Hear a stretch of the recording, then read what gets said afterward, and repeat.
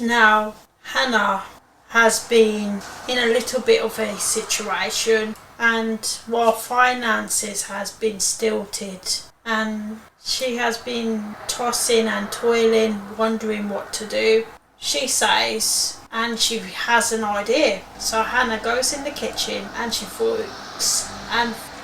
of using up her post-birthday rice to make vegetable pates burgers, and she feels quite pleased with herself. Lastly, Hannah thinks of all the possibilities that could happen in future as she settled down well filled with her pate and thinks of all the possibilities to come. Bye for now. Hope you enjoy the video.